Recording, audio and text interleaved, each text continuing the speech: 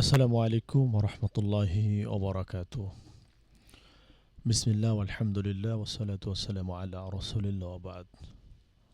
সুপ্রিয় দর্শক শ্রোতা, আপনারা শুনছেন পিপলস রেডিও 91.6 FM 91.6। আপনাদেরকে আন্তরিক মোবারকবাদ জানাই। আমি মুফতি সাইফুর রহমান সাইদি। ইসলাম ও জীবন ঘনিষ্ঠ জানার ইচ্ছে অনুষ্ঠানে আজকে স্টুডিওতে আমন্ত্রিত হয়েছেন বাংলাদেশের বিদগ্ধ একজন আলিমে দ্বীন, উদীয়মান তরুণ বক্তা, বিশিষ্ট মিডিয়া ব্যক্তিত্ব, দ্বীনের দায়ী হজরত মাওলানা মুফতি মাহিবুল্লাহ আল জামি হাফিজাহুল্লাহ। শেখ, কেমন আছেন আপনি? আলহামদুলিল্লাহ। আপনি কেমন আছেন? জি আলহামদুলিল্লাহ, আমি ভালো আছি। সুপ্রিয় দর্শক শ্রোতা, ইসলাম ও জীবন ঘনিষ্ঠ জানার ইচ্ছে অনুষ্ঠানে আপনারা ফোন করুন 09644 500 500 এই নম্বরে। সুপ্রিয় দর্শক শ্রোতা, প্রতিটি মুসলমানের হৃদয়ের বাসনা, কামনা, স্বপ্ন, জীবনে একবার হলেও খানায় কাবা বাইতুল্লাহ যেতে চাই, আরাফা, মিনা, মুজদালিফায় যেতে চাই, রসুল করিম সাল্লাল্লাহু আলাইহি সাল্লামের রওজায় দাঁড়িয়ে দাঁড়িয়ে এতিমের মতো সালাম দিতে চাই। আপনারা যারা স্বল্প ব্যয়ে সঠিক নিয়মে হজ ও ওমরা করতে চান, দারুসুন্নাত হজ ও ওমরা গ্রুপের সাথে যোগাযোগ করুন। দারুসুন্নাত হজ ও ওমরা গ্রুপ দিচ্ছে স্বল্প ব্যয়ে সঠিক নিয়মে হজ ও ওমরা করার নিশ্চয়তা। সুপ্রিয় দর্শক শ্রোতা, বর্তমান সময়ে দেশে জেনা ব্যভিচার বেড়ে যাচ্ছে, দেশে ধর্ষণ বেড়ে যাচ্ছে। ধর্ষণ প্রতিরোধে পর্দার হুকুম নিয়ে আজকে আমরা আলোচনা করব। অর্থাৎ একজন মানুষ যদি শরীয়ত বিধান মেনে জীবনকে পরিচালনা করে, পর্দা করে, আল্লাহর হুকুম মানে, পর্দা কি শুধু নারীর জন্য না পুরুষের জন্য, এ বিষয়ে আজকে আমরা জানবো। এ বিষয়ে আজকে কথা বলবেন বাংলাদেশের তরুণ আলেমে দ্বীন, বিশিষ্ট মিডিয়া ব্যক্তিত্ব মুফতি মহিবুল্লাহ আল জামি হাফেজাহুল্লাহ। শেখ, আমি প্রথমেই আপনার কাছে আসবো। আপনি কেমন আছেন? আলহামদুলিল্লাহ। শেখ, আপনি যদি আলোচনা করতেন যে বর্তমান সময়ে আপনার জেনা, ব্যভিচার, ধর্ষণ বেড়ে যাচ্ছে, দিন দিন মানুষ ঝামেলার সম্মুখীন হচ্ছে, নারীদের সেফটি দিতে আমরা ব্যর্থ হচ্ছি, আবার অনেক জায়গায় ছেলেদের অর্থাৎ পুরুষদের সেফটি দিতে আমরা ব্যর্থ হচ্ছি, হানি ট্র্যাপের শিকার হচ্ছে। তো আপনি ধর্ষণ প্রতিরোধে পর্দার হুকুম বা পর্দার যে বিধান আছে এই বিষয়ে যদি আলোকপাত করতেন। জি, ধন্যবাদ। ইন্নাল হামদুলিল্লাহ ওয়াসসালাতু ওয়াসসালামু আলা রাসূলিল্লাহ ওয়াসসালাতু ওয়াসসালামু আলা মান লা নাবিয়্যাহু আম্মা বা'দ। ফাকাদ ক্বালা আল্লাহু তাআলা ফি কালামিহিল মাজিদ ওয়াল ফুরকানিহিল হামিদ কুল লিল মুমিনিনা ইয়াগুদ্দু মিন আবসারিহিম ওয়া ইয়াহফাযু ফুরুজাহুম যালিকা আযকা লাহুম ইন্নাল্লাহা খাবীরুম বিমা ইয়াসনাউন। ওয়া ক্বালা তাআলা ইন্নাল্লাহা ওয়া মালাইকাতাহু ইউসাল্লুনা আলান নাবী يا أيها الذين آمنوا صلوا عليه وسلموا تسليما اللهم صل على محمد اللهم صل وبارك عليه। জি, ধন্যবাদ বিজ্ঞ উপস্থাপক আপনাকে। চমৎকার একটি বিষয় আপনি উত্থাপন করেছেন। আসলে বর্তমান সময়ে আমরা দেখতে পাচ্ছি আমাদের শুধু বাংলাদেশ নয়, গোটা পৃথিবীতে অশ্লীলতা, ধর্ষণ, ব্যভিচার, বেহায়াপনা বেরিয়ে চলছে। এ ব্যাপারে আল্লাহ সুবহানাহু ওয়া তাআলা আজ থেকে ১,৫০০ বছর আগে পবিত্র কোরআন আল কারীমে অত্যন্ত চমৎকার করে আমাদেরকে সচেতন করে গিয়েছেন, সচেতন করেছেন, আমাদেরকে সতর্ক করেছেন আল্লাহর হাবিব সাল্লাল্লাহু আলাইহি সাল্লামের মাধ্যমে। আমি শুরুতে একটা আয়াতে কারিমা তেলাওয়াত করেছি আপনাদের সম্মুখে। আল্লাহ সুবহানাহু ওয়া তাআলা বলছেন, কুল্লিল মুমিনিনা ইয়াগুদ্দু মিন আবসারিহিম ওয়া ইয়াহফাযু ফুরুজাহুম যালিকা আযকা লাহুম ইন্নাল্লাহা খাবীরুম বিমা ইয়াসনাউন। দর্শক শ্রোতা, আল্লাহ সুবহানাহু ওয়া তাআলা বলছেন, একজন মুমিন, একজন মুসলমান তার দৈনন্দিন জীবন চলার পথে ইসলামের হুকুম মেনে তাকে চলতে হবে। যেমনটি আল্লাহ পাক এখানে বলেছেন, যখন তোমরা রাস্তায় চলবা, রাস্তায় হাঁটা চলা যখন করবা, কুল্লিল মুমিনিনা ইয়াগুদ্দু মিন আবসারিহিম, আল্লাহ বলছেন তোমাদের দৃষ্টিকে নিম্নগামী করে চলবে। ওয়া ইয়াহফাযু ফুরুজাহুম, তোমাদের লজ্জাস্থানকে হেফাজত করবে। যালিকা আজকা লাহুম ওয়া আতহার, আল্লাহ পাক বলছেন এটি তোমাদের পবিত্র থাকার জন্য, সেফটি থাকার জন্য, ঈমানকে রক্ষা করার জন্য অধিক সহায়ক হবে। ইন্নাল্লাহ খাবীরুম বিমা ইয়াসনাউন, তোমরা যা করতেছো, আমরা যা কিছু করি, আমাদের কার্যক্রম সম্পর্কে আল্লাহ সব কিছু জানেন। হাসরের ময়দানে আল্লাহ সুবহানাহু ওয়া তাআলা এগুলো আমাদেরকে দেখাবেন। যেমনটি আমি অন্য একটা আয়াতকে কোট করতে চাই। আল্লাহ তাআলা বলছেন, মা ইয়ালফিযু মিন কাউলিন ইল্লা লাদাইহি রাকিবুন আতিদ। মহান রব বলছেন, পৃথিবীর জমিনে আমরা প্রতি সেকেন্ডে, মাইক্রো সেকেন্ডে যাই করি না কেন, মহান রব এগুলো সংরক্ষণ করাচ্ছেন ফেরেশতার মাধ্যমে। হাসরের ময়দানে আমাদেরকে দেখাবেন, ইকরা কিতাবাকা কাফা বিনাফসিকা আল-ইয়াওমা আলাইকা হাসিবা। আল্লাহ সেদিন বলবেন, যা করেছো এখন পড়ো। তখন আমরা দেখতে পাবো প্রতিটি মুহূর্তের আমাদের পাপাচার, অন্যায়, অবিচারের প্রমাণ আল্লাহ সুবহানাহু ওয়া তাআলা আমাদের সামনে উপস্থাপন করবেন। সেজন্য 1 নম্বর পয়েন্ট কথা বলতে চাই, ধর্ষণ প্রতিরোধ করার জন্য। আসলে আমরা বাংলাদেশে যারা নারীদের উন্নয়ন চায়, নারীবাদী যারা, এক কথা যে বলতে পারি, যারা নারীদের অধিকার নিয়ে কথা বলতে চায়, আপনি অবাক হবেন আল্লাহ সুবহানাহু ওয়া তাআলা এখন নয়, ১,৫০০ বছর আগে নারীদের সেফটির জন্য, নারীদের অধিকার রক্ষার জন্য, নারীদের সম্মানিত করার জন্য আল্লাহ সুবহানাহু ওয়া তাআলা চমৎকার করে সূরা নূরের ৩১ নম্বর আয়াতে আল্লাহ বলছেন, ওয়াকুল্লিল মুমিনাতি ইয়াগদুদনা মিন আবসারিহিন্না ওয়া ইয়াহফাযনা ফুরুজাহুন্না। আল্লাহ সুবহানাহু ওয়া তাআলা বলছেন একজন নারী তিনি হেফাজতে থাকার জন্য, সেফটি নেওয়ার জন্য আল্লাহ সুবহানাহু ওয়া তাআলা বলছেন, যেমনটি পুরুষরা রাস্তায় চলার সময় যেমন চোখকে নিম্নগামী করবে, নিজের লজ্জাস্থানকে হেফাজত করবে, আল্লাহর ভয় তার হৃদয়ে লালন করবে, তেমনিভাবে ফিতনা থেকে বাঁচার জন্য, ফিতনা থেকে মুক্ত হওয়ার জন্য নারীরাও তাদের দৃষ্টিকে নিম্নগামী করবে, যাতে করে কামনা বাসনার নিয়েতে অন্য কোনো ভিন পুরুষের দিকে যেন না তাকায়। এখানে একটি বিষয় হচ্ছে এরকম যে, আসলে একটি কথা আমরা জানি যে, যে কোনো সমস্যা, যে কোনো ঝামেলার মূলোৎপাটন করা উচিত। অবশ্যই আপনারা আমার সাথে একমত পোষণ করবেন আশা করি। একটা জিনিসে জি, যদি বিজ্ঞ অতিথি, আমরা শুনবো ঝামেলা কি কারণে আসলে জেনা ব্যভিচার সমাজে বেড়ে যাচ্ছে। সুপ্রিয় দর্শক শ্রোতা, আপনারা শুনছেন পিপলস রেডিও 91.6 FM 91.6 ইসলাম ও জীবন ঘনিষ্ঠ জানার ইচ্ছে অনুষ্ঠানে আপনি আমাদের সাথে যুক্ত হতে পারেন ফেসবুক পেজের মাধ্যমে পিপলস রেডিও 91.6 FM। আপনি মেসেঞ্জারে গিয়ে আমাদেরকে মেসেজ করতে পারেন, আপনি ফোনের মাধ্যমে কল করে আমাদের সাথে সংযুক্ত হতে পারেন এবং আপনার প্রশ্নের উত্তর জেনে নিতে পারেন 09644500500 এই নম্বরে। সুপ্রিয় দর্শক শ্রোতা, দারুসুন্নাত হজ ও ওমরা গ্রুপ দিচ্ছে স্বল্প ব্যয়ে সঠিক নিয়মে হজ ও ওমরা করার নিশ্চয়তা। দারুসুন্নাত হজ ও ওমরা গ্রুপ আল আজহার হজ কাফেলা একই সঙ্গে কাজ করে যাচ্ছে, হাজিদের খেদমতের আঞ্জাম দিচ্ছে। যোগাযোগ করুন 017-111-63394 এই নম্বরে। সুপ্রিয় দর্শক শ্রোতা, আমরা অত্যন্ত দলিল ভিত্তিক কোরআন ও সুন্নাহর আলোকে আমাদের অতিথির কাছ থেকে শুনছি যে ধর্ষণ হয় কি কারণে। এই ব্যাপারটি আমাদের শায়েখ তুলে ধরবেন। জি শায়েখ, আপনি যে ব্যাপারে আলোচনা করছিলেন। জি ধন্যবাদ। জি, আমি আলোচনায় ছিলাম যে আল্লাহ সুবহানাহু ওয়া তাআলা ধর্ষণ অর্থাৎ নারীদের সেফটির জন্য, আমরা জানি নারীরা সম্মানিত জাতি, প্রত্যেক নবীরা নারীদের পেট থেকে এসেছেন। অবাক করা বিষয়, একজন নবী নারী ছিলেন না। সুবহানাল্লাহ বিহামদিহি, সুবহানাল্লাহিল আল্লাহু আযীম। আকবার।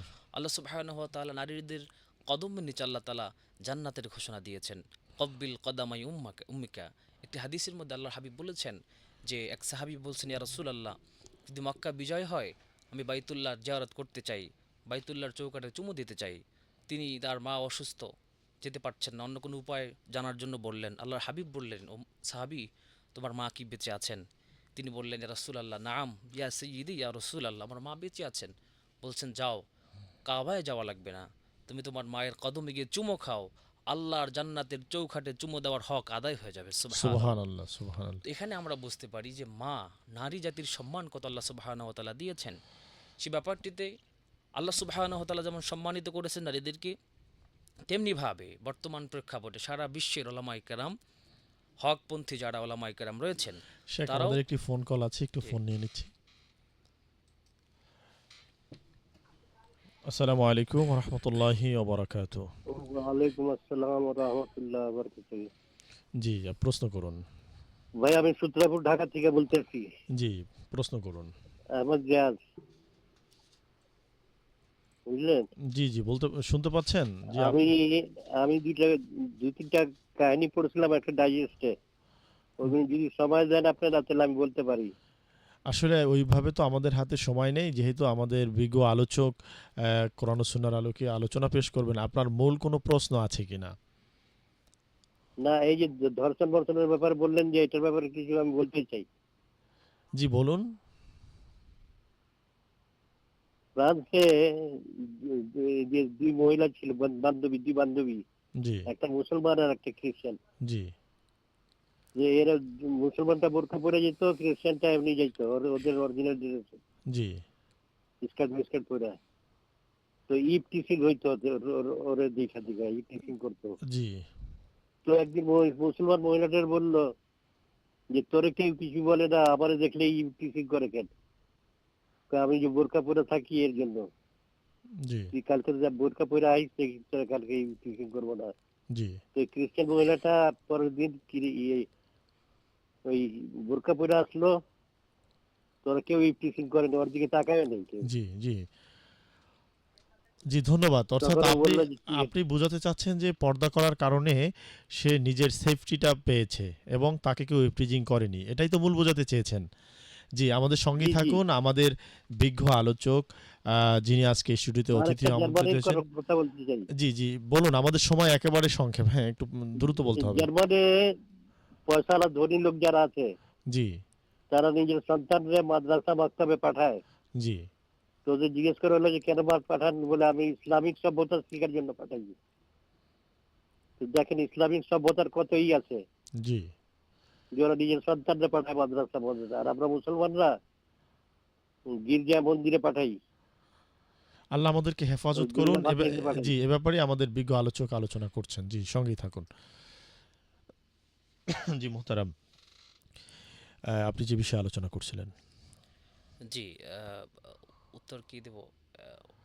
আসলে বিষয়টি হচ্ছে যে কলটি আমাদের কাছে এসেছে তার তিনি প্রশ্নের মধ্যে উত্তর কেমন যেন দিয়ে ফেলেছেন, তারপর আমি একটু কোট করতে চাই যে ইসলামে পোশাকের গুরুত্ব অপরিহার্য। আল্লাহ সুবহানাহু ওয়া তাআলা, আমি একটু আগে বলেছিলাম, ওয়ালিয়ুদ্দিবিনা বিখুমরিহিন্না আলা জুয়ুবিহিন্না, আল্লাহ পাক বলছেন নারীরা যেন তাদের মাথা এবং বক্ষদেশকে ঢেকে রাখে। সুবহানাল্লাহ জি। বিহামদিহি সুবহানাল্লাহিল আযীম। অন্য আয়াতে আল্লাহ তাআলা বলছেন জিলবাবের কথা, একজন নারী যখন রাস্তায় বের হবে তিনি তার সেফটির শেখ, জন্য। আমরা শুনবো। জি, রাস্তায় নারী বের হবে, তার আগে আপনি নারীর মর্যাদা নিয়ে কথা বলছিলেন। আমরা যেহেতু আমাদের এই আলোচনাটা হচ্ছে, আমি আপনাকে বলি, আমাদের স্যাটেলাইট চ্যানেলে যাচ্ছে, আমাদের ফেসবুক পেজে যাচ্ছে, দেন ইউটিউবে আমাদের লাইভ টেলিকাস্ট হচ্ছে এবং ইউটিউবে যাচ্ছে, এবং এটা শত শত বছর ধরে থাকবে। তো আমরা কোটেশন অডি যদি প্রোগ্রামটা করি, আমাদের যারা দর্শক আছে তারা উপকৃত হবে। প্রথমত হচ্ছে যে আপনি আলোচনা করছিলেন যে কোন কারণে আসলে পর্দা মানে নারীরা ধর্ষিত হচ্ছে, জি, যে উলাঙ্গ বেহায়াপনা, এই বিষয়টা জি, আপনি জি, যদি আলোকপাত করতেন। জি, ধন্যবাদ। আমি পুরোপুরি জায়গায় আবার ফিরে যেতে চাচ্ছি। যেমনটি বলেছিলাম, আল্লাহর হাবিব সাল্লাল্লাহু আলাইহি ওয়াসাল্লাম বলেছিলেন যে, "সাহাবী, তুমি তোমার মায়ের কদমে চুমু দাও, জি, তাহলে আল্লাহর জান্নাতের চৌকাঠ চুমু দেওয়ার হক আদায় হয়ে যাবে।" সুবহানাল্লাহ। এখানে একটি বিষয় স্পষ্ট যে আল্লাহ সুবহানাহু ওয়া তাআলা নারীদের সম্মান দিয়েছেন আকাশচুম্বী। জি, যেমনটি আল্লাহর হাবিব সাল্লাল্লাহু আলাইহি ওয়াসাল্লাম অন্য হাদিসে বলেছেন যে, "আমার থেকে খেদমত পাওয়ার সবথেকে বেশি হকদার কে?" আল্লাহর হাবিব কিন্তু বলেছিলেন মায়ের কথা, শেষবার গিয়ে বলছিলেন বাবার কথা। তো কাজে আমরা দেখতে পাই পৃথিবীর যারা নারীবাদী, যারা যারা নারীদের শক্তি দেখাতে চায়, নারীদের উন্নতি করতে চায়, নারী নিয়ে যারা কাজ করে, এবং তাদের একটা ভুল মেসেজ হচ্ছে যে ইসলাম নারীদেরকে কোণঠাসা করে রাখে। নাউজুবিল্লাহ মিন যালিক। ইসলামই একমাত্র ধর্ম যে ধর্মের মধ্যে নারীদেরকে সম্মানিত করেছেন, তাদেরকে উন্মুক্ত চলার জন্য যে আল্লাহ সুবহানাহু ওয়া তাআলা যে পদ্ধতি বলে দিয়েছেন, সেটাই সেফটি, সেটাই নিরাপত্তার জন্য। যেমন আমি একটা উদাহরণ দিতে চাই। দেখুন, আমরা আমাদের বাসায় যদি আমরা স্বর্ণ অলংকার রাখি, জি, আমাদের স্বর্ণ টাকা পয়সা মূল্যবান জিনিস যেগুলো আছে, অবশ্যই প্রত্যেক ব্যক্তি এটা বোঝে সেটা স্বাভাবিক কোনো জায়গায় তিনি রাখবেন না, টেবিলে ফালায় রাখবেন না, ড্রয়িং রুমে রাখবেন না, কোথাও রাখবেন না। সেটাকে রাখবেন কোথায়? অত্যন্ত যত্নের সাথে একটি অর্থাৎ তার গোপনীয় হ্যাঁ, গোপনীয় জায়গায়, গুরুত্বপূর্ণ যেই জায়গায়। খবর উনি ছাড়া আর কেউ জানেন কেউ না। জানে না, অত্যন্ত গুরুত্বের সাথে সেখানে রাখবেন।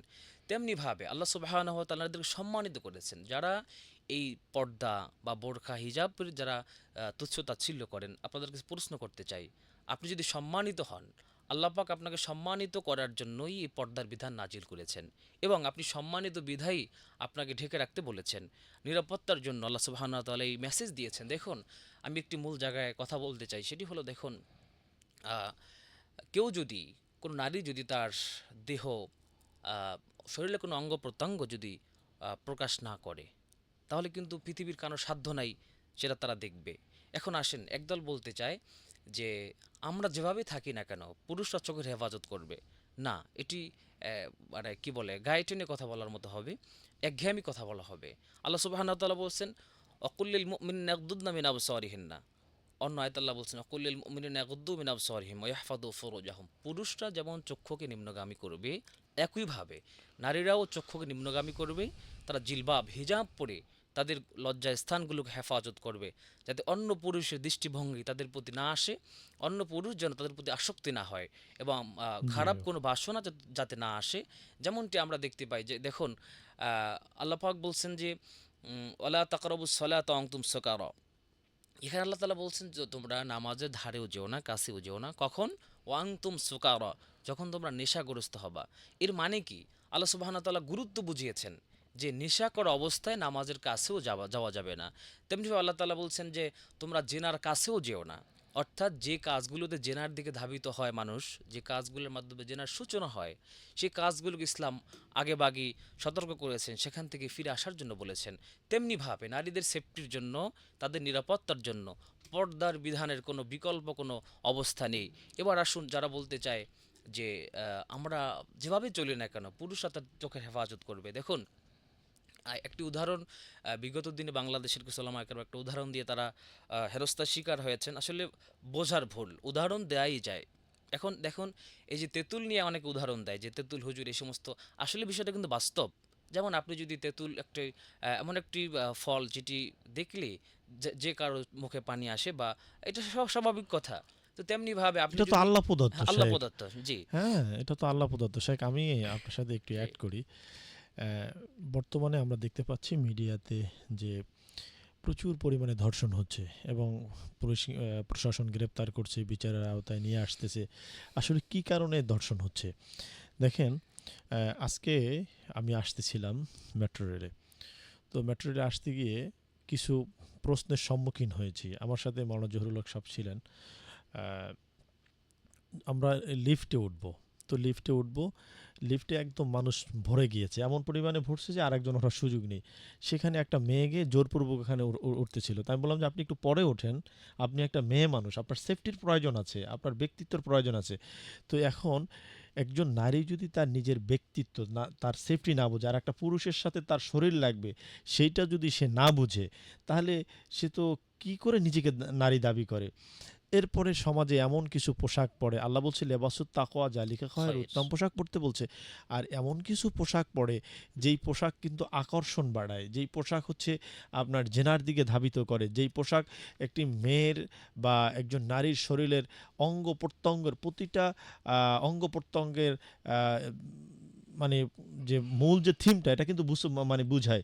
তো এইগুলো থেকে যদি আমরা সেফটি অর্জন করতে পারি, অর্থাৎ আমরা যখন পর্দায় চলবো, আপনার মূল কথা হচ্ছে যে আমরা যখন পর্দায় চলবো, আমার শরীরের কোনো অংশ, অর্থাৎ মাথা থেকে পা পর্যন্ত একটি পুরুষের বোঝার কোনো শক্তি নেই যে এই মেয়েটা মোটা না চিকন, এই মেয়েটার আসলে কতটুকু বড় না ছোট, অর্থাৎ এমনভাবে তাকে পর্দায় আবৃত করতে হবে।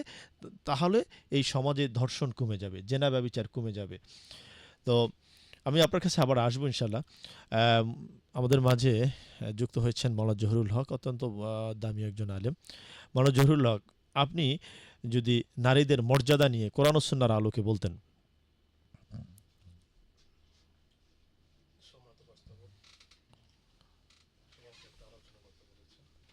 আলহামদুলিল্লাহ, আল্লাহ রব্বুল আলামিন নারীদের সম্মানার্থে কোরআনে উল্লেখ করেছেন, রাসূলুল্লাহ সাল্লাল্লাহু আলাইহি ওয়াসাল্লাম হাদিসে অগণিত হাদিস নারীদের সম্মান ইজ্জত দিয়েছেন। এখানে আমাদের যে অভাব, আমরা নিজেদের সম্মান ইজ্জত রাখতে পারতেছি না। আমার আগেই যে মাওলানা সাহেব তিনি সুন্দর আলোচনা করতেছিলেন, তো ওই আলোচনা থেকে আমরা অনুধাবন এবং বুঝতে পারি শুধু তার সাথে আমি একটু অ্যাড করার জন্য বলছি, তো নারীদের সম্মান আল্লাহর হুকুম নবীর তরিকা মানার মধ্যে। কিন্তু আজকে আমরা যে কোরআন ও হাদিসের বাইরে অর্থাৎ ইসলামকে পরোয়া না করে আমরা নিজের মন মতো চলতেছি, এখানে আমাদের সম্মান ক্ষুণ্ণ হচ্ছে, আমাদের সম্মান অধিকার নষ্ট হচ্ছে। যদি আমরা ইসলামকে মানতাম, কোরআন ও হাদিসে আল্লাহ রব্বুল আলামিন হুকুম নবীর তরিকা চলতে পারতাম, অবশ্যই আমাদের মর্যাদা আরও উন্নত হতো। নারীদের থেকেই আমাদের যত নবী রাসূল বলি বা আমরা সকলেই, এবং বড় বড় ওলামায়ে কেরাম বুজুর্গ যারা আছেন মনীষীরা, সকলেই কিন্তু নারীদের থেকেই। আর নারীদের সম্মান তো আল্লাহ পাক নিজেই দিয়েছেন। নারীদের পদতলে সন্তানের জান্নাত বা অনেক এরকম বহু ফজিলতপূর্ণ হাদিস এবং কোরআনের আয়াত আছে। এখন আমরা যদি কোরআন ও হাদিস মেনে চলতে পারি, তাহলে আমাদের অবশ্যই সম্মান আল্লাহ পাক বিরুদ্ধে করবেন। আজ আমরা পর্দার বিধান, কোরআনের বিধান, ইসলামকে না মানাতে, উপেক্ষা না করাতে আমাদের আজকে বিভিন্ন ক্ষেত্রে বিভিন্ন জায়গায় আমাদের বেজ্জাতি, অপমানিত, লাঞ্ছিত, বিভিন্ন হয়রানির শিকার হতে হয়। এজন্য আজকে যদি আমরা এই পর্দার বিধানটা যদি আমরা মেনে চলতে পারি, নিজেদের সেফটি, নিজেদের হেফাজত, নিজেদের সম্মান ঠিক থাকবে, এবং আমার যারা ভাইরা আছেন বা পরপুরুষ আছেন তারাও তাদের মান হেফাজত রাখতে পারবেন। জি, ধন্যবাদ বিজ্ঞ অতিথি, আপনাকে অসংখ্য ধন্যবাদ। সুপ্রিয় দর্শক শ্রোতা, আপনারা শুনছেন পিপলস রেডিও 91.6 FM 91.6 ইসলাম ও জীবন ঘনিষ্ঠ জানার ইচ্ছা অনুষ্ঠানে আপনি ফোন করুন 09644500500 এই নম্বরে। সুপ্রিয় দর্শক শ্রোতা, হজ ও ওমরার বিশ্বস্ত প্রতিষ্ঠান দারুসুন্নাত হজ ও ওমরা গ্রুপ, দারুসুন্নাত হজ ও ওমরা গ্রুপের মোবাইল নাম্বার 01711163394 এই নম্বরে। যে আমরা আসবো মোহতারাম মাওলানা মহিবুল্লাহ জামি হাফেজুল্লাহর কাছে। শেখ, আপনি যদি বলতেন যে আমরা তো পর্দা দিয়ে শুরু করেছি, আপনি আমাকে একটু পার্ট বাই পার্ট যদি ক্লিয়ার করতেন দর্শকদের উদ্দেশ্যে, যে কি কারণে সমাজে জেনা ব্যভিচার বেড়ে গেছে। জি, ধন্যবাদ আপনাকে, চমৎকার একটি বিষয় উত্থাপন করেছেন। আসলে আল্লাহ সুবহানাহু ওয়া তাআলা কোরআনুল কারীমে বলছেন, ইয়া আইয়ুহাল্লাযীনা আমানুত্তাকুল্লাহ, ইয়া আইয়ুহাল্লাযীনা আমানুত্তাকুল্লাহ ওয়া কুনু মা'আস সাদিকিন। অন্য আয়াতে আল্লাহ বলছেন, ইয়া আইয়ুহাল্লাযীনা আমানুত্তাকুল্লাহ হাক্কা তুকাতিহি ওয়া লা তামুতুন্না ইল্লা ওয়া আনতুম মুসলিমুন। আল আয়া। আল্লাহ সুবহানাহু ওয়া তাআলা বলছেন, ওহে মুমিনগণ, তোমরা আল্লাহকে ভয় করো, অধিক পরিমাণে ভয় করো, হাক্কা তুকাতিহি, মানে ভয় করার মতো করো। যেমন আমরা দুনিয়ার সিস্টেমে যদি আমরা কোনো ওয়ারেন্টের আসামি থাকে, পুলিশ যখন তাকে ধরতে যায়, তিনি অত্যন্ত আতঙ্কিত থাকেন, ভয় প্রকম্পিত থাকেন, একটি ভয় ভয় অবস্থা। তেমনিভাবে আল্লাহ সুবহানাহু ওয়া তাআলা বলেছেন, ওয়াল হাফিদুনা লিহুদুদিল্লাহ, সূরাতুত তাওবা আল্লাহ তাআলা বলছেন যে তোমরা আল্লাহর বিধানকে, আল্লাহর যে হুদুদ আছে, হুকুমকে তোমরা সংরক্ষণ করো। তেমনিভাবে আল্লাহর বিধান যখনই আমাদের সামনে চলে আসবে, তখনই আল্লাহর ভয়কে আমাদের মধ্যে লালন করতে হবে, জাগ্রত করতে হবে।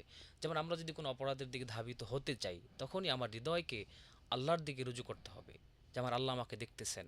ওয়ালাকিন তা'মাল কুলুবুল্লাতী ফিস সুদূর, মহান রব বলছেন, গোলাম, তোমার অন্তরে কি চলতেছে সেটাও খবর আমি আল্লাহ সুবহানাহু ওয়া তাআলা জানি। সুবহানাল্লাহ, সুবহানাল্লাহ। সুবহানাল্লাহ আযীম।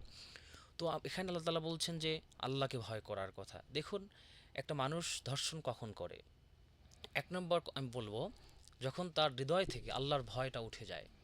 অথচ দেখুন, আমরা পার্থিব জাগতিক দুনিয়া যেটা, এখানে আমরা কিন্তু প্রশাসনের ভয় অনেক কাজ আমরা কিন্তু করি না।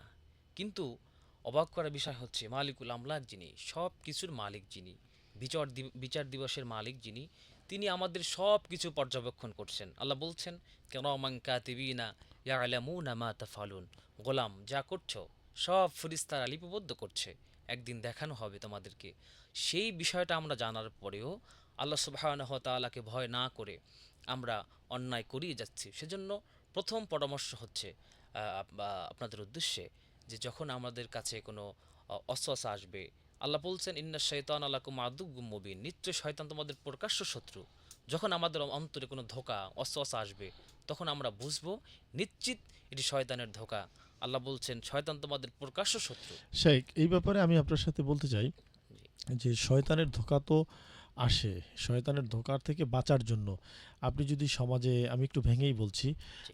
আমার দর্শকদের উদ্দেশ্যে, আমাদের যে এই পোশাকের ব্যাপারটা যদি আপনি, নারীদের পোশাকের ব্যাপারটা যদি একটু বলতেন, তারপরে পারিবারিক শিক্ষা এবং মা বাবা একটা মেয়ের কাছে বা একটা ছেলের কাছে কিভাবে প্রেজেন্ট করবে, এই বিষয়টি যদি একটু ক্লিয়ার করে বলতেন। আসলে মূলত তো আমরা গাড়িতে ধর্ষণ কখন হয়, আমি তো আমার লাইফে শুনি নাই যে কোনো পর্দানিসীন মেয়ে গাড়ির মধ্যে ধর্ষণ হয়েছে। তো জি এই বিষয়টা যদি আপনি একটু ক্লিয়ার করতেন। জি আমি সেদিকে যাচ্ছিলাম। জি। তো ১ নাম্বার কোটেশন হচ্ছে আল্লাহকে ভয় করতে হবে। ২ নাম্বার এই যে সেফটি থাকার জন্য আল্লাহ পাক বলছেন জেনার কাছেও যেও না।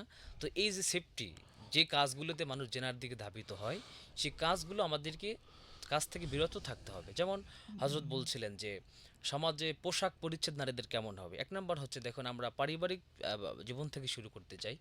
এখন আমাদের সমাজ এতটা পশ্চিমা সংস্কৃতিকে অনুসরণ করতেছে, যেখানে ভয়াবহ মানে আকার ধারণ করতেছে আমি দেখতে পাই। যেমন একজন বালেগা নারী, বালেগা পুরুষ, আপন ভাই বোনে যদি বলি, তারা যখন বাসার মধ্যে থাকে, দেখা যায় বোন গেঞ্জি পরে আছে, ভাই ভাইয়ের সামনে। আসলে ভাই বোন অবশ্যই আল্লাহ পাকের একটি কুদরতি বন্ধন, মায়ার বন্ধন, সেটা ভিন্ন কথা। কিন্তু শয়তান যিনি একজন আছেন, আমাদেরকে সবসময় ধোঁকা দিয়ে যাচ্ছে। তো উচিত হচ্ছে লজ্জাশীলতাকে প্রমোট করা। একজন নারী সবসময় লজ্জাশীল হবেন, শুধু একমাত্র হাজবেন্ড ছাড়া পৃথিবীর অন্য কোনো পুরুষ, সে বাবা হোক, শ্বশুর হোক, আপন ভাই হোক, যে হোক না কেন, তার সামনে লজ্জাশীল হয়ে আসবে। পোশাক পরিচ্ছেদকে তার বুক, শালীন হ্যাঁ পোশাক শালীন আসবে। পোশাক, এক কথা শালীন পোশাক পরে আসবে। ২ নাম্বার, প্রত্যেকটি পরিবারের উচিত নিজের সন্তানকে ভবিষ্যৎ জীবনে হেফাজতের জন্য এবং আল্লাহর আযাব থেকে রক্ষা করার জন্য পারিবারিক শিক্ষা দেওয়া। যেমন একটা মেয়ে যখন বালেগা হয়ে যাবে, তার আগ থেকেই তার পোশাকটা কেমন হবে, ইসলামিক ড্রেস আপ যাকে বলে, আল্লাহ পাক বলছেন জিলবাবের কথা। জিলবাব কি? যে মুহাদ্দিসিনে কেরাম কখনো বলেছেন যে কেউ কেউ বলেছেন মুখ খোলা রাখা যাবে, সেটির ব্যাখ্যা আছে। যেমন একজন মানুষ, একজন নারী যখন ডক্টরের কাছে যাবে বিশেষ প্রয়োজনে, সে মুখ খোলা শাইখ, রাখতে পারে। সেটা হচ্ছে জি প্রয়োজনে, জি ইয়াসসিরু ওয়ালা তুআসসিরু, হ্যাঁ বাশশিরু ওয়ালা তুনাফফিরু। জি যে ইসলাম কঠিন কোনো বিষয় না, জি সেই বিষয়টা আসবে যখন জরুরাত হবে। জি জি ওই বিষয়টা আসলে বর্তমান সময়ের সাথে আমরা টানতে গেলে আমরা মানুষ এমনিতেই যে পর্যায়ে আছে, আরও জেনা ব্যভিচারের দিকে বেশি মানুষ জি জি ঢেকে যাবে। এবং বর্তমান সময়ে ওলামায়ে কেরামের ফতোয়া হচ্ছে মুখ বের করে চলা এটা সম্পূর্ণ শরীরে নাজায়েজ। জি জি প্রয়োজনের তাগিদে সে, আপনি যেটা বলছেন, ডাক্তারের কাছে যেতে পারে। কিন্তু আমরা বর্তমানে দেখছি যে এক শ্রেণীর ওলামায়ে কেরাম আছেন, ফতোয়া দিয়ে তারা বেড়াচ্ছেন, ফতোয়া দিয়ে বেড়াচ্ছেন। এই ফতোয়াটা বর্তমান সময়ের সাথে প্রযোজ্য নয়। ওলামায়ে কেরামের সাথে কোনো সম্পৃক্ততা নেই। জি জি জি। আমি সেদিকেই যাচ্ছি। তো দেখুন, যারা বলছেন যে মুখ খোলা রেখে ঢালাওভাবে চলাফেরা করা যাবে, তারা ইসমাই উম্মার খেলাফ বক্তব্য দিচ্ছেন তারা। জি। সেই বিষয়টি হচ্ছে, আমি সেদিকে যাচ্ছিলাম বিজ্ঞ উপস্থাপক, আপনাকে জানিয়ে রাখতে চাই যে সেটি হচ্ছে ইজমাই উম্মার খেলাফ। যে মাসালার উপরে ইজমাই উম্মা হয়েছে, উম্মতের ঐক্যমত পোষণ করেছেন, সেখানে নতুন করে কোনো ফেতনা সৃষ্টি করা আদৌ কাম্য নয়, এটা উচিত হবে না। এখন ফেতনার জামানা, সর্বক্ষেত্রে ফেতনা জর্জরিত। সেজন্য একান্ত বিশেষ প্রয়োজন, সেটা অনেক পরের কথা, তখনই কেবল মুখ খোলা রাখতে পারবে। বাকি হচ্ছে জীবন চলার পথে, বাজারে যাওয়া, বিশেষ প্রয়োজনে কোথাও যাওয়া, অবশ্যই পুরো শরীরকে ঢেকে রাখবে। শুধু ইমাম একজনের মত হচ্ছে যে এক চোখ খোলা রাখবে, অন্যজন বলেছে না ২ চোখ খোলা রাখতে পারবে। তো কাজী আপনার হেফাজতের জন্য, আল্লাহর বিধান মানার জন্য, আপনার আল্লাহর আযাব থেকে বাঁচার জন্য, আপনি যখন জীবন যাপন করবেন, দৈনন্দিন জীবন চলার পথ, নারীদের বের হতে হয়, অনেকে বাচ্চাদের স্কুলে নিয়ে যায়, বিভিন্ন প্রয়োজনে বের হতে হয়। ইসলাম সেখানে বাধ্যবাধকতা করে না, কিন্তু ইসলামের হুকুম মেনে আপনি যাবেন। অবশ্যই বোরখা পরবেন, হিজাব পরবেন, পুরো শরীর ঢেকে রাখবেন। হাত দেখুন, মোজা, পা জি, মোজা। একবারে পরিপূর্ণ শরীর ঢেকে শুধুমাত্র দেখার জন্য চোখকে খোলা রাখবেন। যেমন আমাদের পরিবারের কথা শেয়ার করতে চাই, অবশ্যই হজরত আমার সাথে আমাদের সাথে একমত হবেন যে আমাদের পরিবার যখন আমরা কোথায় যাই, সব ঢাকে তো ঢাকি, এবং কালো চশমা পরে, যাতে করে চোখটাকেও না দেখতে পারে। এটি হচ্ছে পর্দার পূর্ণাঙ্গ বিধান। এটি আমাদের সবার উচিত। জি। জেনারেল হোক, মাদ্রাসার ব্যাকগ্রাউন্ডের হোক, যে কোনো পরিবারের ছেলে মেয়ে হোক না, মেয়েরা হোক না কেন, মা বোনরা হোক না কেন, আপনাদের এই ফেতনার জমানায় পর্দা করা ফরজ। আমি মনে করি এই ফেতনার যুগে এটিকে গুরুত্ব দেওয়া আরও বেশি ফরজ হয়ে দাঁড়িয়েছে। কারণ এখন ছোট শিশুরাও ধর্ষণ থেকে রেহাই পাচ্ছে না। সেই জায়গা থেকে আপনাকে, আমাকে, নারীদেরকে, মা বোনদেরকে আরও সচেতন হতে হবে, সজাগ হতে হবে। যারা আপনাদেরকে ভুল বুঝায় যে ইসলাম তোমাদেরকে কোণঠাসা করেছেন, না, ভুল পথে আছেন। যেই হজরত বলেছিলেন কিছুক্ষণ আগে যে কখনো আমরা শুনি নেই কোনো বোরকা পরা মা, বোরকা পরা বোন ধর্ষণ হয়েছেন। হ্যাঁ, দুই চারটা ঘটনা হতে পারে, সেটা হচ্ছে একবারে যারা রাতের নির্জনে বিভিন্ন ক্রাইম করে সেটা ভিন্ন কথা, কিন্তু সচরাচর যে বিষয়গুলো আমরা দেখতে পাচ্ছি, ইপটিজিং করা, নারীদেরকে তুচ্ছতাচ্ছিল্য করা, নারীদের উত্ত্যক্ত করা, এগুলো হয় যারা একবারে অসামাজিক পোশাক যাকে বলে, অশ্লীল পোশাক যারা পরেন, পশ্চিমা কালচারে যারা পোশাক পরিচ্ছদ পরেন, একমাত্র তারাই এটা শিকার হয় নারীদের ইপটিজিনের বিষয়টা। সেজন্য আমরা আবারও বলতে চাই, আল্লাহ সুবহানাহু ওয়া তাআলার হুকুম আমাদের জন্য সার্বজনীন কল্যাণ, সব সময়ের জন্য কল্যাণ। সেই কল্যাণকে সামনে রেখে সেই কল্যাণকে আমরা পাওয়ার জন্য আমরা আল্লাহ সুবহানাহু ওয়া তাআলার থেকে আমরা যে রহমত কল্যাণ পাওয়ার জন্য পর্দাকে আমরা মেনটেন করব ইনশাআল্লাহ। সেই বিষয়টি বর্তমান সময় বেশি প্রযোজ্য। আল্লাহ সুবহানাহু ওয়া তাআলা আমাদের কবুল করুক। জি জি, বিজ্ঞ অতিথি, আপনাকে অসংখ্য ধন্যবাদ। সুপ্রিয় দর্শক শ্রোতা, পর্দা পর্দা এমন একটা বিষয়, যে পর্দা করার কারণে আপনি রোজ মাহাশরে কিয়ামতের ময়দানে আল্লাহর জান্নাতে চলে যাবেন, আর পর্দা না করার কারণে আপনি জাহান্নামী হয়ে যাবেন। আল্লাহ রসুল বলছে আদাইয়াসু লা ইয়াদখুলুল জান্নাহ, অর্থাৎ যেই নারী যেই পুরুষ পর্দা করে না, অর্থাৎ যারা গয়রে মোহরেম ব্যতীত একজন নারী একজন পুরুষ দেখা করে, কথা বলে এবং তাদের মনের ভাব প্রকাশ করে, বা দূর থেকে নিজের শরীরকে প্রেজেন্ট করে, নিজের চুল, নিজের শরীরের গঠন, দেহ কাঠামো অন্য পরপুরুষের সামনে প্রেজেন্ট করে, এমন পোশাক পরে, এই সকল নারীদেরকে বলা হয় দায়ুস। এরা জাহান্নামে যাবে। তো এই জন্যে আমাদের উচিত হলো প্রতিটি মানুষের শালীন পোশাক পরা। কেননা আল্লাহ বলছেন যা লেবাসুত তাকওয়া যালিকা খয়ের, তাকওয়ার পোশাকই হচ্ছে উত্তম পোশাক। যেমনিভাবে নারীদের পোশাক হলো বাহিরে বের হওয়ার জন্য যেটা কালো বোরকা, একদম যেভাবে শায়েক বলছিলেন আমাদের বিজ্ঞ আলোচক, যে এমনভাবে পোশাক পরিচ্ছদ করা মাথা থেকে পা পর্যন্ত, ইনি মোটা না চিকন, এর শরীরের গঠন কাঠামো যেন কেউ বুঝতে না পারে, এটির নাম হচ্ছে পর্দা। আপনি বের হওয়ার সময় হাত মোজা পা মোজা পরে বের হবেন। আর পুরুষদেরকেও এ ব্যাপারে সেফটি অর্জন করতে হবে। যেমন আল্লাহ বলছেন নিম্নগামী হতে, অর্থাৎ নিম্নে তাকিয়ে থাকতে। তো এই বিষয়টি আমাদের খেয়াল রাখতে হবে। মাওলানা জহিরুল হক, আপনি যদি আমাদেরকে বলতেন যে বর্তমান সময়ে পর্দা না করার কারণে আমরা কি কি ক্ষতির সম্মুখীন হচ্ছি। ধন্যবাদ উপস্থাপক। তো এটা তো স্পষ্ট এখন আমাদের সমাজে দেখতে পারতেছি, যখন আমরা পর্দার বিধানকে লঙ্ঘন করতেছি, আমরা পর্দাকে উপেক্ষা করে যখন আমরা নিজের মন মতো স্বাদের মতো চলতেছি, তখন আমাদের চতুর্মুখী বিপদ, শুধু নিজে না, নিজের ছেলে সন্তান, এবং কি এর কারণে আমার নিজের যারা আছে পুরুষের মধ্যে সমস্যা হচ্ছে। আজকে চতুর্দিকে দেখা যাচ্ছে সন্তান এতিম হচ্ছে, মহিলারা বিধবা হচ্ছে, বিভিন্ন জায়গায় হত্যা, জিনা, দর্শন, বিভিন্ন অন্যায় কাজে লিপ্ত হচ্ছে পর্দার বিধানকে লঙ্ঘন করার কারণে।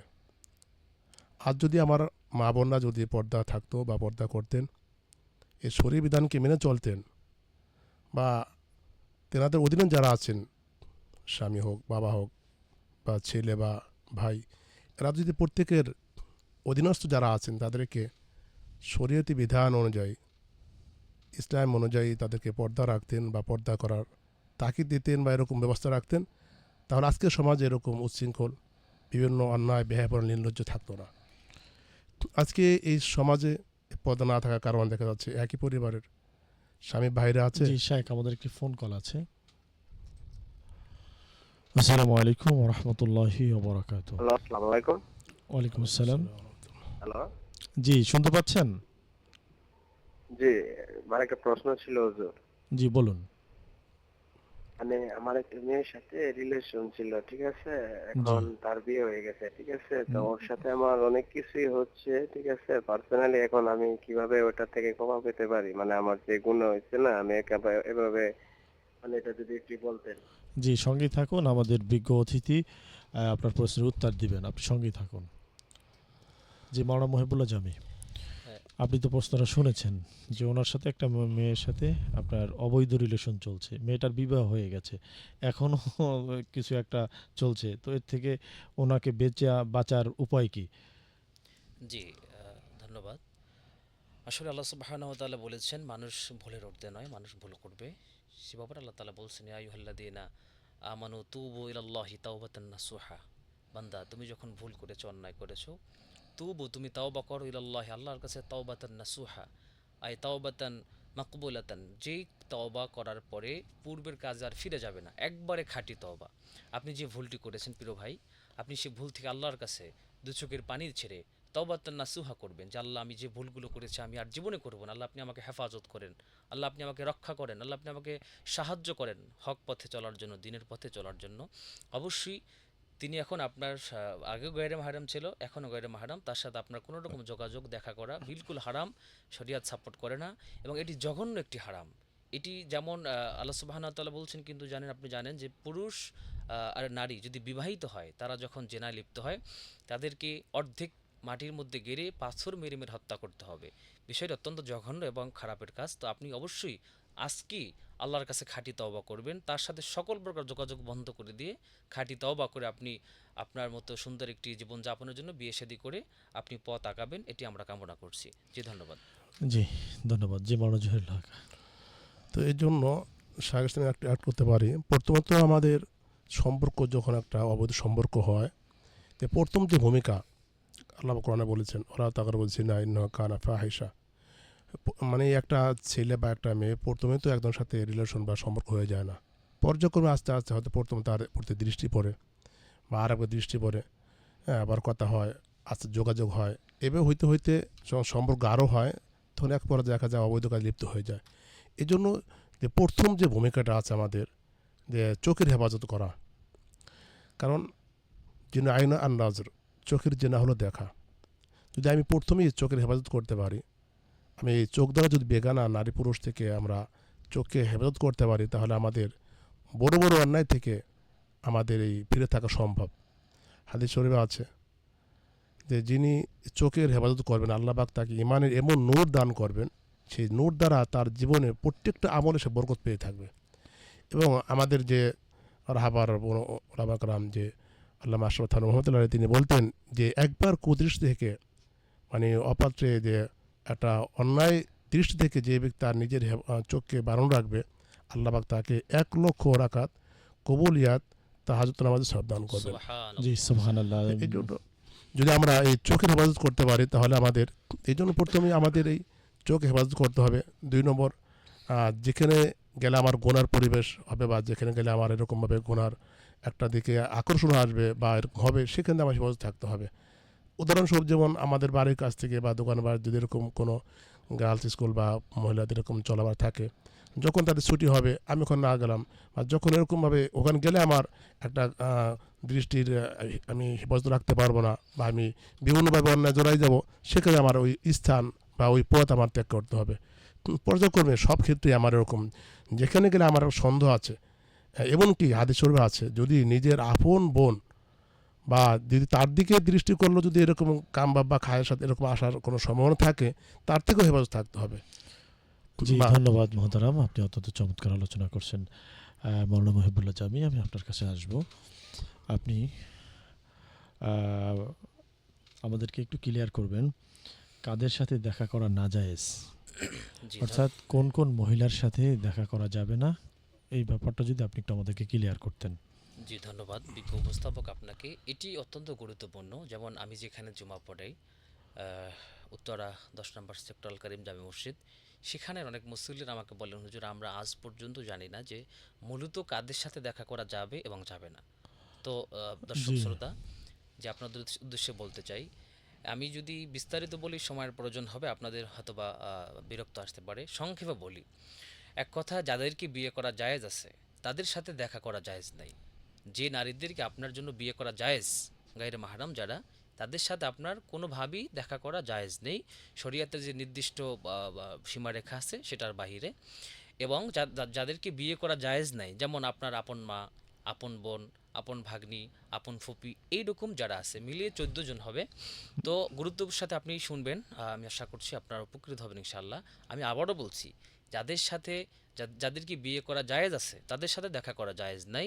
যাদেরকে বিয়ে করা জায়েজ নাই, যেমন আপনার আপন মা, আপন দাদি নানি ইত্যাদি, এরকম মানে এর উপরে যত ধাপ যাবে, এর যাবে, নিচে যত হ্যাঁ ধাপ জি, যাবে। তাদের সাথে দেখা করা জায়েজ। আর আমি আবারও বলছি, যাদের সাথে আপনার বিয়ে করা জায়েজ আছে তাদের সাথে দেখা করবেন না, কোনোভাবেই না। সেটা বয়ফ্রেন্ড হোক, বেস্ট ফ্রেন্ড হোক, যে কোনো ফ্রেন্ড হোক না কেন। আসলে আমরা আজকে এই জেনাটাকে আধুনিক বানিয়ে ফেলছি। আমরা এই জেনাকে প্রমোট করতেছি বিভিন্নভাবে নাম দিয়ে। জেনা আপনি যেভাবেই করেন না কেন, আল্লাহর হাবিব বলছে নারীদের কণ্ঠের পর্দা আছে। আমি যদি একটি হাদিস কোট করতে চাই, হাদিসটা আমরা সকলে জানি। আন উম্মে সালামাতা রাদিয়াল্লাহু তাআলা আনহু قال كنت عند رسول الله صلى الله عليه وسلم وأمه وميمونة فأقبل ابن أم مكتوم وذلك بعده وذلك بعد فقد أمرنا بحجابي। আল্লাহ হাবিব সাল্লাল্লাহু আলাইহি ওয়াসাল্লাম বলছেন যে একদিন উম্মে সালামা রাদিয়াল্লাহু তাআলা আনহা আল্লাহর হাবিবের দরবারে ছিলেন, সাথে ছিলেন উম্মে মাইমুনা। তখন উম্মে মাকতুম একজন অন্ধ সাহাবী হাজির হলেন। হাজির হওয়ার পরে ফা উমরিনা রাসূলুল্লাহ সাল্লাল্লাহু আলাইহি ওয়াসাল্লাম, আল্লাহর হাবিব বললেন তোমরা দুজনে হিজাব পড়ো, পর্দা লাগাও, পর্দা দাও। তখন তারা বললেন ইয়া রাসূলুল্লাহ, যিনি এসেছেন তিনি কি অন্ধ নয়? আল্লাহর হাবিব তখন বললেন তিনি অন্ধ হলেও তোমরা তো অন্ধ নাও। সুবহানাল্লাহ। সুবহানাল্লাহ। এখানে একটি বিষয় স্পষ্ট যে পর্দা শুধু নারীরাই করবে তা না, পুরুষরাও করবে তা না, উভয়কে পর্দা করতে হবে। জি যেমন একজন নারী কোনো বাসনা নিয়ে, খারাপ চিন্তা চেতনা নিয়ে কোনো অন্য পুরুষের দিকে তাকাবে না। এমনিভাবে দেখেন এখানে গুরুত্বটা কি বুঝিয়েছিল। অন্ধ সাহাবী, যিনি পৃথিবীর কোনো আলো তিনি দেখতে পান না, তার কোনো মানে দেখার শক্তি নাই, অনুভব করার কোনো শক্তি নাই, এই দেখে দুনিয়ার আলো বাতাস কি আছে না আছে কিছুই তার বোঝার তার শক্তি জানা নেই। নাই, সেটা দেখারও কোনো সাধ্য নাই। জি তার সামনে আল্লাহর হাবিব পর্দা করতে বলেছেন। জি জি। সুবহানাল্লাহ ওয়া বিহামদি। শেখ, আপনি আমাদেরকে একটু ক্লিয়ার করবেন নারীর মর্যাদা। কারণ যখন নারী তার মর্যাদা বুঝতে পারবে, সম্মান ইজ্জত বুঝতে পারবে, তখন হয়তোবা সে ইসলামের ছায়াতলে চলে আসবে। তো নারীর মর্যাদা, যেমন আমি আপনাকে একটু শুরু করিয়ে দিয়ে তারপরে আপনার মূল আলোচনা আমরা শুনব। যেমন নারীর মর্যাদা আপনি প্রথম আলোচনায় শুরু করেছিলেন যে সকল নবী পয়গম্বর মায়ের গর্ভ থেকে দুনিয়াতে এসেছে, আদম আলাইহিস সালাতু ওয়াস সালাম ব্যতীত। তো নবী মুহাম্মদ রাসূলুল্লাহ সাল্লাল্লাহু আলাইহি সাল্লাতু ওয়াস সালাম তিনি একটি মাজলিসে বসা আছেন, সাহাবায়ে কেরামের সাথে দ্বীন ইসলাম নিয়ে কথা বলছেন। এই মুহূর্তে এক মহিলা আসলো। আসার পরে আল্লাহর নবী সরওয়ারে কায়নাত দোজাহানের বাদশাহ রাহমাতুল্লিল আলামিন দাঁড়িয়ে গেলেন। এরপরে আল্লাহর নবী নিজের গায়ের চাদর মোবারক মাটিতে বিছিয়ে দিলেন। এই মহিলা সেই চাদরের উপরে বসলেন। এরপর আল্লাহ নবীর সাথে কথা বললেন, আবার চলে গেলেন। সাহাবায়ে কেরাম জিজ্ঞেস করলেন, ইয়া রাসূলুল্লাহ, ইয়া হাবিবাল্লাহ, এত দামি মানুষ কে? এই মহিলাটা কি, তার পরিচয়, কোথায় তার বাড়ি? তখন আল্লাহ রসুল বলছেন, ইনি হচ্ছেন আমার দুধমাতা হালিমাতুস সাদিয়া। আল্লাহু আকবার। সুবহানাল্লাহ। অর্থাৎ এই মহিলার গর্ভে আল্লাহ নবী দুনিয়াতে আসেননি, শুধুমাত্র তিনি তার বুকের দুধ পান করেছেন। সেই মহিলার জন্য আল্লাহ নবী গায়ের চাদর মাটিতে বিছিয়ে দিয়েছেন।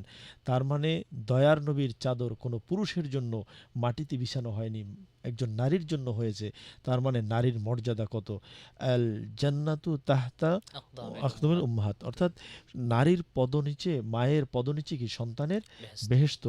এবং কোনো সন্তান যদি কোনো মায়ের দিকে নেক নজরে, মায়ের নজরে একবার তাকায়, তাহলে একটা কবুলিয়াত হজ ও ওমরার সব পায়, ঠিক না? জি। তো এত মর্যাদা দিয়েছেন। তো আপনি যদি নারীর মর্যাদাটা একটু ব্যাপক আকারে দর্শকদের উদ্দেশ্যে আলোচনা করতেন। জি, ধন্যবাদ। আমি এ ব্যাপারে একটা আয়াতে কারিমা কোট করতে চাই। আল্লাহ সুবহানাহু ওয়া তাআলা বলছেন আর রিজালু কাওয়ামুনা আলান নিসা। আল্লাহ বলছেন নিশ্চয়ই নারীদের উপরে কর্তৃত্ব করবে পুরুষরা। এই আয়াতটাকে যারা নারীবাদী স্লোগান দেয় তারা অনেক অপব্যাখ্যা করে, বুঝে হোক না বুঝে হোক। আমি এখানে একটু কথা বলি, আমি সেদিকে আগাচ্ছি। তো দেখুন আল্লাহ বলছেন আর রিজালু কাওয়ামুনা আলান নিসা, নারীদের উপরে কর্তৃত্ব করবে পুরুষরা। তার মানে কি তাদেরকে শাসন করবে, মারবে? বিষয়টি এমন নয়। অর্থাৎ একজন পুরুষ অভিভাবক হয়ে একটি পরিবারকে পরিচালনা করবেন, নারীদের ভরণ পোষণ থেকে শুরু করে নিয়ে সব কিছুর ব্যবস্থা করবেন। দেখুন আমি এ ব্যাপারে একটি আপনাকে উদাহরণ দিতে চাই। একজন নারী যদি, নারীর কত সম্মান! আল্লাহ সুবহানাহু ওয়া তাআলা একটা পরিবারের দায়িত্ব নারীকে দেন নাই, একটি পুরুষকে দিয়েছেন। নারী যদি তার অভাবের কারণে যদি পর্দা নষ্ট করে, পুরুষ সেখানে দায়বদ্ধ। এমনি করে আল্লাহ সুবহানাহু ওয়া তাআলা নারীদেরকে কত সম্মান দিয়েছেন। যেমনটি দেখেন আল্লাহ সুবহানাহু ওয়া তাআলা বলছেন যে কোনো ব্যক্তির মা যদি আল্লাহর দরবারে দোয়া করে, বাবার কথাও এসেছে একটি ভিন্ন হাদিস, আবু দাউদ শরীফের হাদিসটি আমার নাম্বার খেয়াল নেই। তো সেখানে বলা আছে কোনো মা যদি সন্তানের জন্য হাত তুলে দোয়া করে, আল্লাহ সুবহানাহু ওয়া তাআলা সে হাত ফেরত দেন না। সুবহানাল্লাহ। তো সর্বক্ষেত্রে আমরা দেখতে পাই নারীদের সম্মান অপরিসীম। আল্লাহ সুবহানাহু ওয়া তাআলা দেখেন আমাদের উপস্থাপক একটি আয়াতে কারিমা একটি হাদিস কোট করেছেন যে আল জান্নাতু তাহতা আকদামিল উম্মাহাত, নিশ্চয়ই নারীদের পদতলে সন্তানের বেহেশত। আল্লাহ সুবহানাহু ওয়া তাআলা নারীদেরকে এত সম্মানিত করেছেন।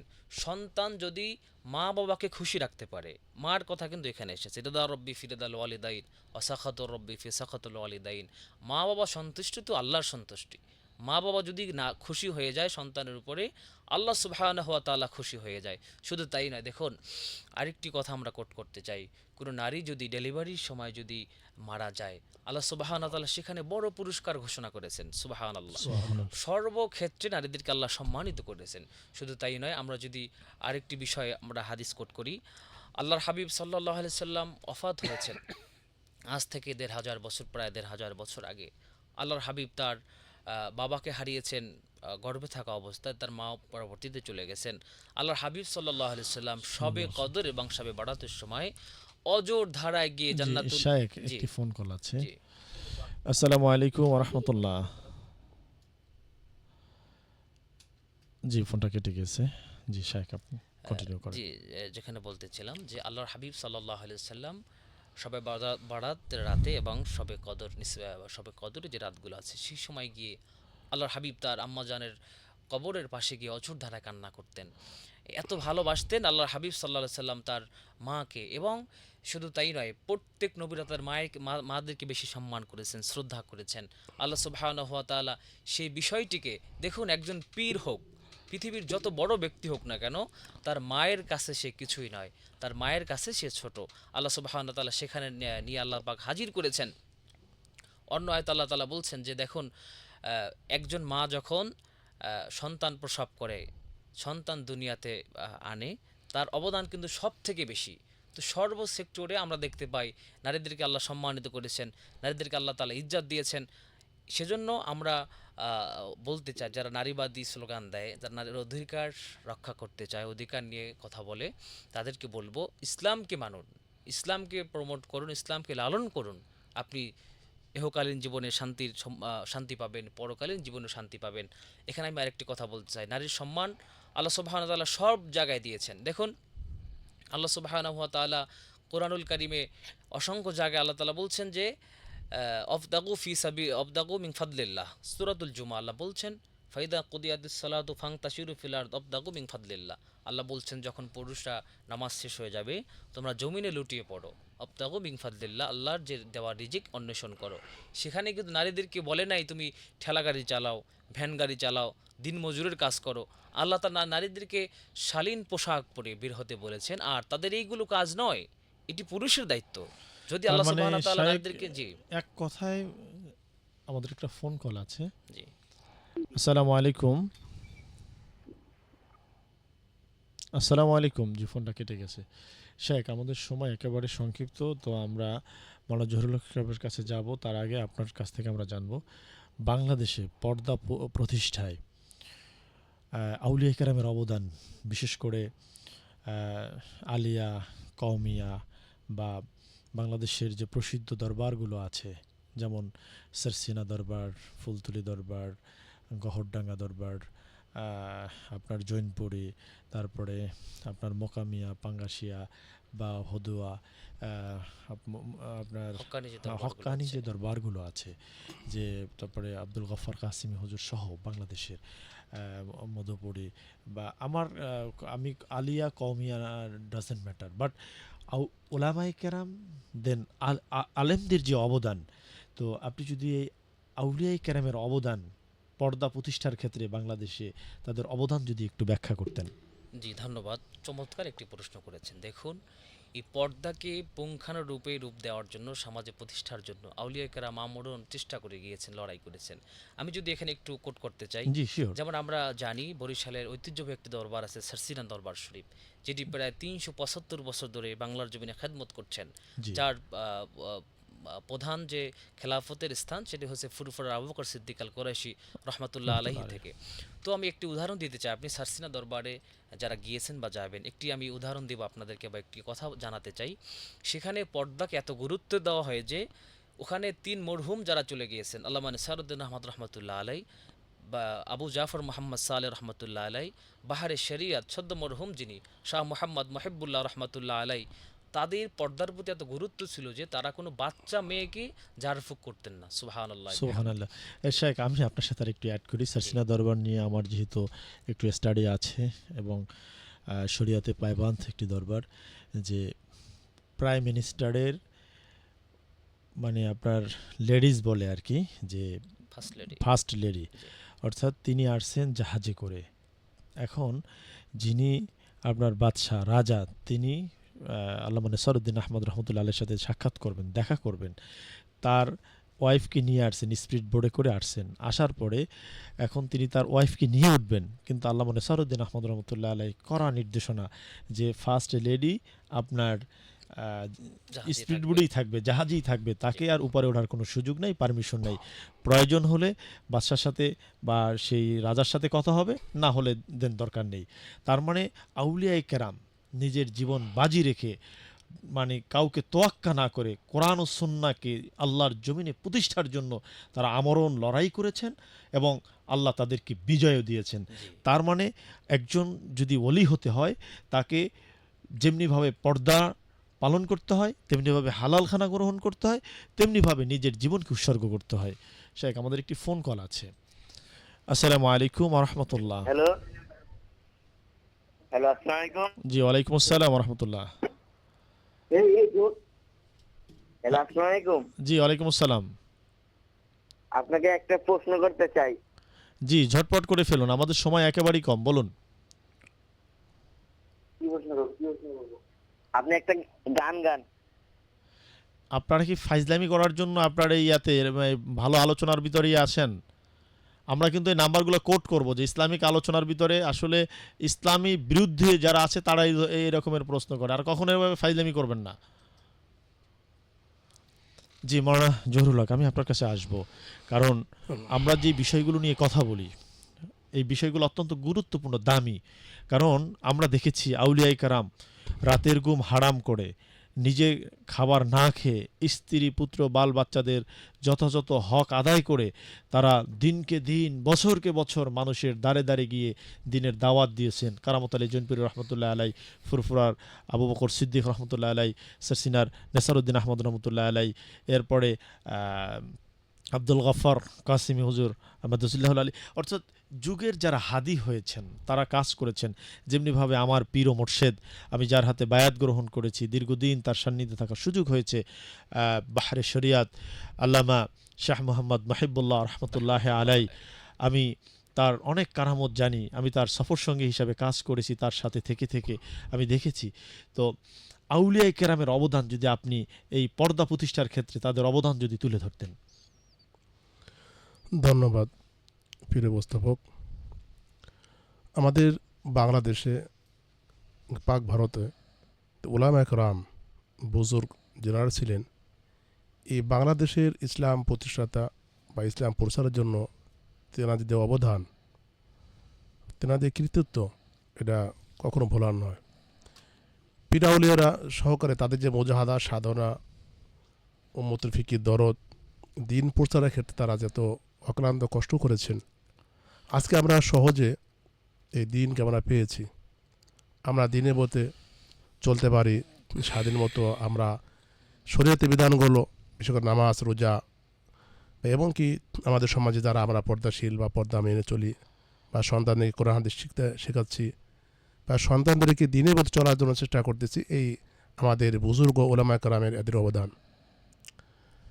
আজকে যদি তারা আমাদের জন্য এরকম কষ্ট না করতেন, তাদের বিভিন্ন শরীরে খানকা, মাদ্রাসা, দরবার, এদের কান্নাকাটি, দোয়া, এদের সাধনা বা এদের দাওয়াত তালিম যদি তেনারা না করতেন, তাহলে তো আমরা আজকে এই বেধর্মের মতো আমাদেরও এরকম, আল্লাহ না করুক, এরকম একটা আমাদের সমাজ বা এরকম একটা জিনিস আসতো যে আমরা সহজ যেরকম আজকে আমরা ইচ্ছে করে নামাজ পড়তে পারতেছি, কোনো বাধা নেই। শরীয়ত অনুযায়ী আমার আজকে লিবাস, পোশাক, এবং কি আমাদের নবীর সুন্নত, দাড়ি ইত্যাদি, বা আমাদের পরিবারদেরকে পর্দা রাখার জন্য আমাদের স্বাধীন, কোনো বাধা নেই, আমরা সুন্দর চলতে পারছি। এই বাংলাদেশের যারা বুজুর্গ ছিলেন ওলামায়ে কেরাম, এদের অবদান। জি শাইখ, আমাদের একটি ফোন কল আছে। আসসালামু আলাইকুম। ওয়ালাইকুম আসসালাম। জি প্রশ্ন করুন। হ্যালো। জি প্রশ্ন করুন। নামাজের ভিতরে যদি মন যদি অন্যদিকে যায়, এটা কি নামাজ হবে? জি সঙ্গে থাকুন। শাইখ, নামাজের ভিতরে যদি মন অন্যদিকে চলে যায়, নামাজের মধ্যে তো মন তো স্থির রাখা, এটা তো নিজের ইচ্ছে দিয়ে না।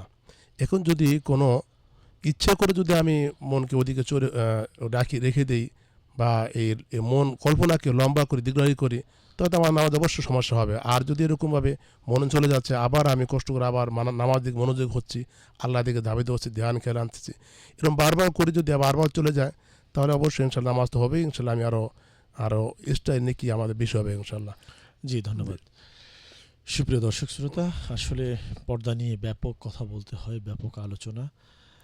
আজকে আমাদের মাঝে বিদগ্ধ দুজন আলেমদ্দিন আজকে প্রশ্নের উত্তর দিচ্ছেন, আলোকপাত করছেন। তো মৌলানা মহিবুল্লাহ জামি, আমি আপনার কাছে আসব। আমি মূল কথাটা, মূল মেসেজটা আমি জাতিকে দিতে চাচ্ছি আপনাদের মাধ্যমে, যেটি হচ্ছে যে এই দেশে কোনো নবী রাসূলদের আগমন ঘটে নাই, এই দেশে কোনো সাহাবায়ে কেরাম আসেন নাই। হ্যাঁ, আমরা যতদূর জেনেছি কাহতান নামক একজন নবী এসেছিলেন, যেটা দুর্বল, একদম দুর্বল সনদ। তো এই বাংলাদেশে যাদের মাধ্যমে আমরা দিন পেয়েছি, ইমান পেয়েছি, ইসলাম পেয়েছি, আমরা শুক্রবার দিন ছুটির দিন পেয়েছি, আমরা আপনার টিকির পরিবর্তে টুপি পেয়েছি, ধুতির পরিবর্তে পাজামা পেয়েছি। এই যে আউলিয়ায়ে কেরামের অবদান পর্দার ব্যাপারে, তাদের যে ভূমিকা, দিন প্রচারে তাদের যে অবস্থান, এই ব্যাপারে যদি আপনি আলোকপাত করতেন। জি ধন্যবাদ। আমি এখানে একটি কথা যুক্ত করতে শেখ, চাই। আপনার আলোচনার আগে একটা ফোন কল নিয়ে নিচ্ছি। আসসালামু আলাইকুম। আসসালামু আলাইকুম। ওয়ালাইকুম আসসালাম ওয়া রাহমাতুল্লাহ। জি প্রশ্ন করুন। জি, ওয়ালাইকুম আসসালাম ওয়া রাহমাতুল্লাহ। জি শেখ। জি, চমৎকার একটি প্রশ্ন করেছেন, আমরা সেদিকে যাব। আপনি বলেছেন যে বাংলার জমিনে কোনো নবীরা আসেননি, কোনো সাহাবায়ে কেরামও আসেননি। একজন নাম আছে, সেটি অত্যন্ত দুর্বল একটি প্রমাণ, সেটি ভিত্তি করে বলা যাচ্ছে না। যাই হোক, তো এই বাংলার জমিনে যারা দিন প্রচার করেছেন, ইসলামকে প্রতিষ্ঠিত করেছেন, মাদ্রাসা মসজিদ খানকা এগুলো প্রতিষ্ঠা করেছেন, সেটির অবদান পুরোপুরিভাবে আউলিয়া কেরামদের অবদান। যেমন বাংলার জমিন আজ থেকে প্রায় ৭০০ বছর আগে আগমন করেছিলেন শাহজালাল ইয়ামানী আল মুজাদ্দিদ রাহিমাহুল্লাহ তাআলা। তার সাথে ৩৬০ জন আউলিয়া এসেছিলেন, চট্টগ্রাম বারাউলি আছেন। এভাবে করে জৌনপুরি, সারসিনা, ফুরফুরা, সোনাকান্দা, হদুয়া, পাঙ্গাসিয়া সহ চরমনাই সহ অসংখ্য হক্কানি পীর মাশায়েখগণ এদেশে খেদমত করেছেন। তাদের অবদান আজও পর্যন্ত আমরা এখনও অবদানের যে সুফল আমরা পেয়ে যাচ্ছি। যেমন আমি আপনাকে যে যুক্ত করতে চাই, যেমন দেখুন, বাংলাদেশে মাদ্রাসার শিক্ষা, আমরা জানি শিক্ষা জাতির মেরুদণ্ড। আসলে সুশিক্ষা জাতির মেরুদণ্ড। আমরা একটি ভুল মেসেজ সমাজে প্রচার করি। শিক্ষাটা হতে হবে সুশিক্ষা। শিক্ষিত মানুষ সে নেশাগ্রস্ত, শিক্ষিত মানুষ সে ধর্ষণের মধ্যে লিপ্ত। তো কাজেই সুশিক্ষা জাতির মেরুদণ্ড। এই সুশিক্ষা বিস্তার যারা করেছেন বাংলাদেশে, এর অবদান আমি বলবো ৯৮%ই আউলিয়া কেরামদের। যেমন আমি আপনাকে একটু কোট করতে চাই, বাংলাদেশে আমরা আলিয়া মাদ্রাসার কথা জানি। বাংলাদেশে প্রায় ৪,৫০০ আলিয়া মাদ্রাসা প্রতিষ্ঠা করেছে একটি মাত্র দরবার, বরিশাল নেসারাবাদ সারসিনা দরবার শরীফের পক্ষ থেকে। আপনি অবাক হবেন, কালের বিবর্তনে সেই মাদ্রাসা যখন সরকারের এমপিওভুক্ত করে ফেললো, সেখানে যেমন মাদ্রাসা সিলেবাসের মধ্যে ঝামেলা হলো, সেখানে মাদ্রাসার নারী পুরুষ একাত্রে পড়ালেখা শুরু করলো। সহশিক্ষা যখন শুরু হলো, নারী মেয়ের সাথে একসাথে, তখন এই দরবার ভিন্ন একটি মিশন দাঁড় করিয়েছেন, ভিন্ন একটি বিষয় নিয়ে কাজ করছেন, সেটা হলো দিনিয়া মাদ্রাসা, দিনিয়ার আন্দোলন। জি সেখানে বিজ্ঞ আলোচক, আমরা ইনশাল্লাহ দিনিয়া এবং আউলিয়া কেরামদের অবদান নিয়ে আরেকটি পর্ব করব এবং আপনাদেরকে আমরা অতিথি করার চেষ্টা করব ইনশাআল্লাহ তাআলা।